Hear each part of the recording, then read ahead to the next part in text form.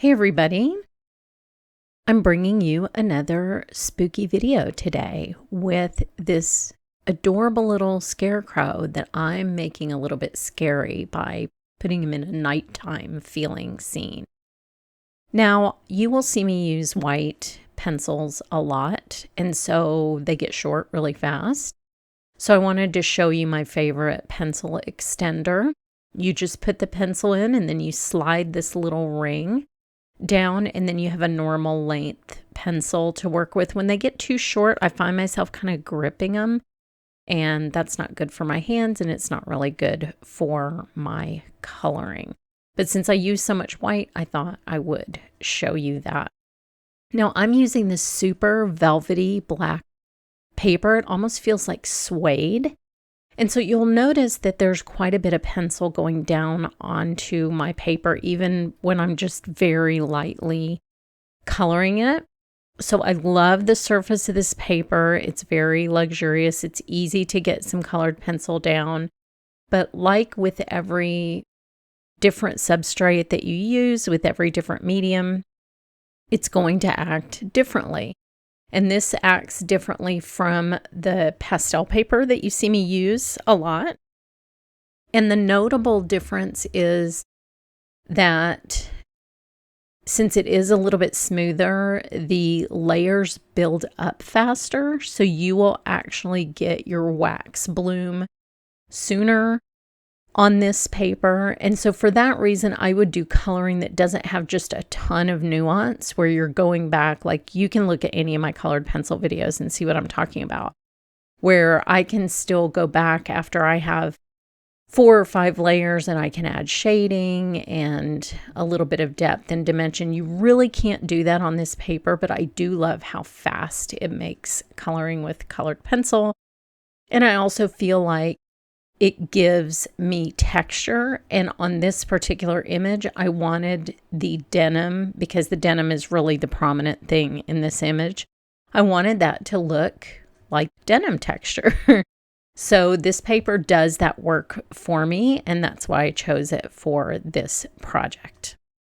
Now, when you're coloring with white, I like to just do one area at a time and leave some smaller details out, like the little pocket or the cuffs, because if I color the whole thing white, I'm not going to know where those details are anymore, and I'm not going to be able to go back and color those a different color.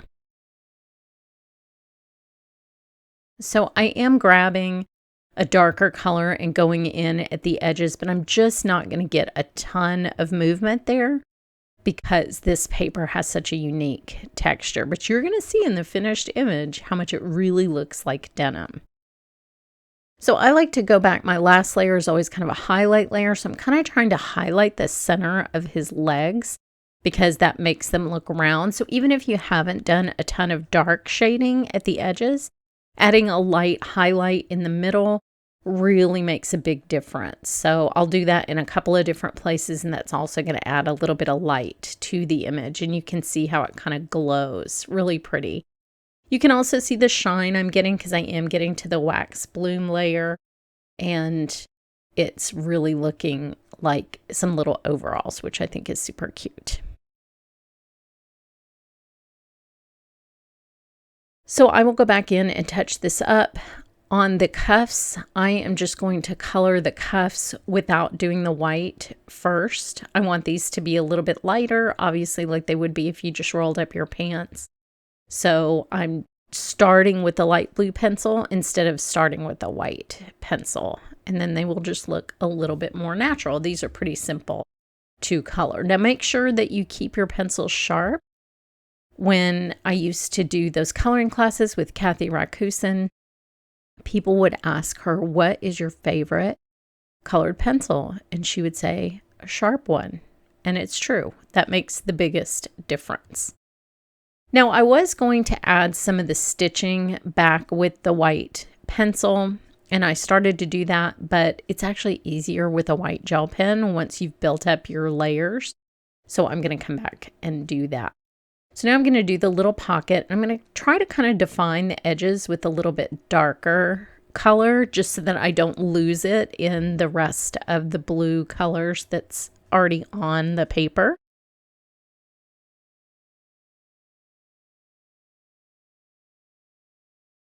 So I'll make this a little bit lighter than the rest as well. Just like the cuffs, I want them to kind of stand out just a little bit. Now, some of the other details on this image are smaller, so I'm kind of working from biggest to smallest, but the good news is they're pretty much all the same color. Like, he's made out of straw, so I can color like his arms and his hair and everything that's kind of sticking out of the clothing. I can color that all the same colors. That's going to be really, really quick.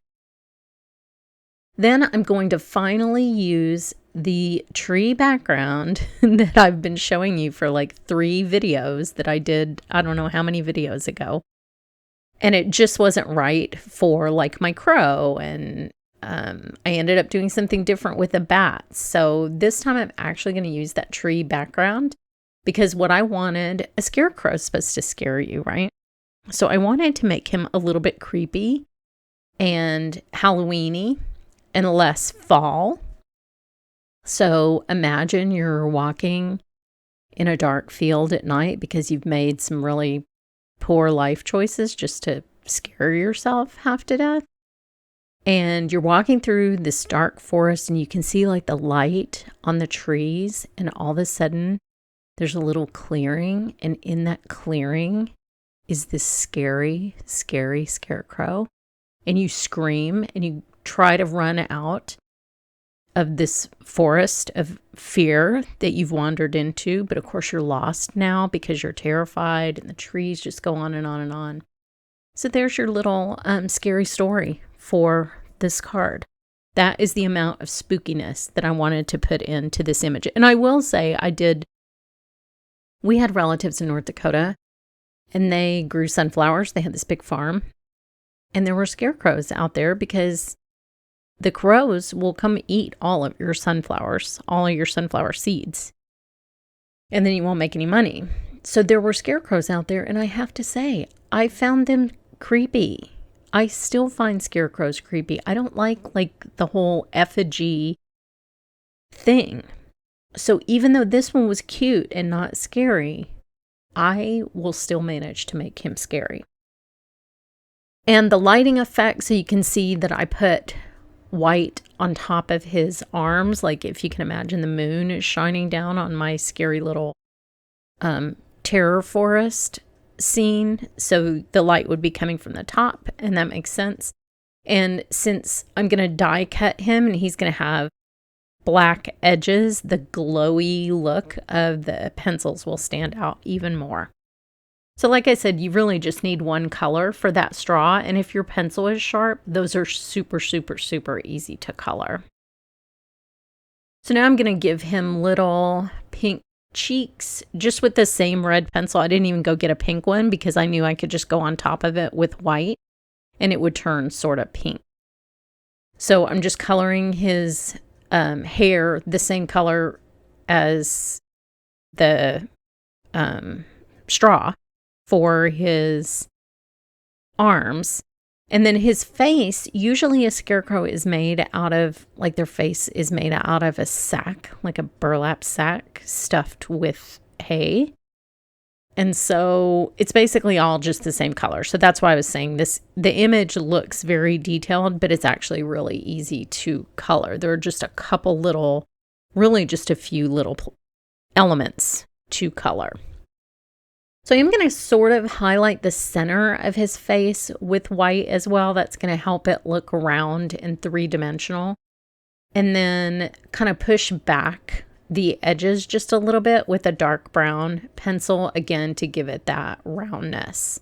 So that will help him look a little bit more realistic. So just a nice bright highlight on his forehead and on his chin, and he'll start to look very scarecrowy. Now I'm making his nose just a dark brown and his eyes, which I think will be extra creepy if it's all really dark. It's going to look almost like it's empty, like a skull. So you can give whatever ambiance you want to this cute little scarecrow. He can be adorable, but not on my card. My card, he's going to be spooky. So I'm coming back in with a little bit of orange just to differentiate his hair from his face, because I'm kind of using all the same colors. And then I'll just add a lighter color to sort of highlight it and make it look like it's standing out from his face.